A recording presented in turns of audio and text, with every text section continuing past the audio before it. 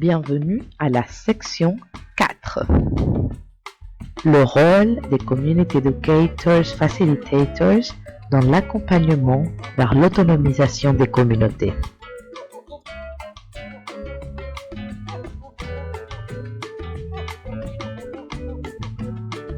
Imaginez que vous travaillez au sein des communautés.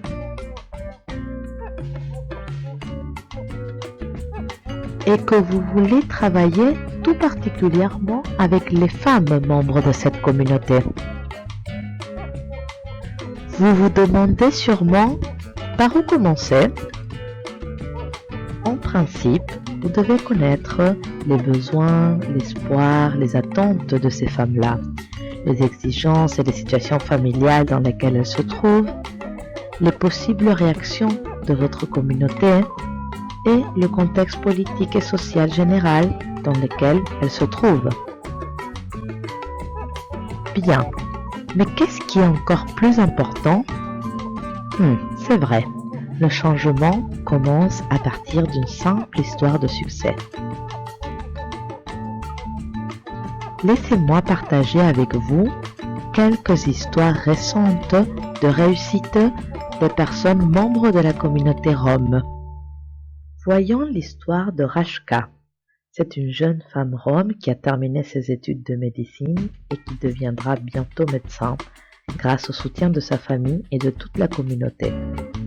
Ou bien l'histoire de Simona, une jeune fille issue d'un quartier rome de Sofia. Grâce au soutien du centre social de la communauté, elle a pu réaliser son rêve et se rendre au camp éducatif spatial de la NASA.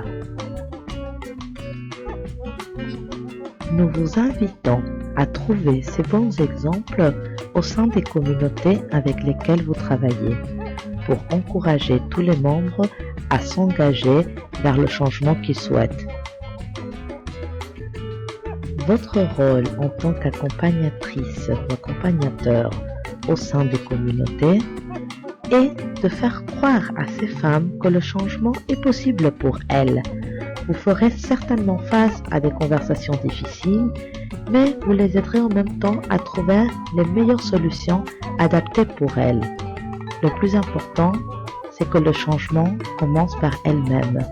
Vous êtes l'ange qui vient leur donner des ailes. Bien, comment suivre ce processus étape par étape? Voici un plan simple. Premièrement, vous vous fixez un objectif.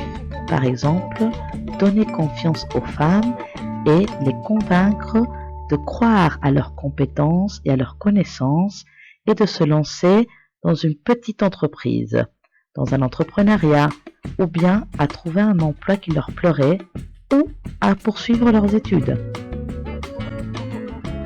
Deuxièmement, vous commencez à réfléchir à la façon de vous organiser pour travailler avec elles.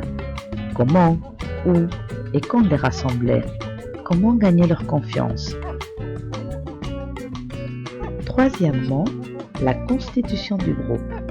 Vous devez travailler sur les relations de groupe, le pouvoir et la dynamique du groupe pour construire une vraie équipe qui puisse se soutenir dans le temps. Quatrièmement, planifiez vos actions en les adaptant en fonction des besoins de votre groupe. Définissez avec elles un plan d'action et assurez-vous de travailler sur un projet concret. Comment identifier leurs besoins? Vous pouvez utiliser une variété de méthodologies. Par exemple, David Bohm, le dialogue, Augusto Boal, le théâtre des opprimés, ou bien des focus group sur des discussions simples. Cela dépend vraiment de votre groupe, mais vous devez surtout savoir ce dont elles ont besoin, ce dont elles rêvent. Nous voilà. Vous voyez comment ces étapes donnent une vue d'ensemble sur votre travail?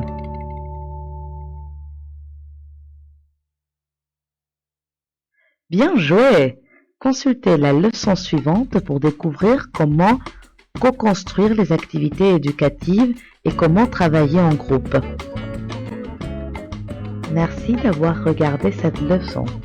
Si vous êtes curieux d'en savoir un peu plus sur comment travailler en intersection entre le genre et la diversité, vous pouvez consulter également les résultats des rapports nationaux sur notre site web equalspace.eu. Vous trouverez dedans les rapports de l'Autriche, la Bulgarie, la France et le Portugal.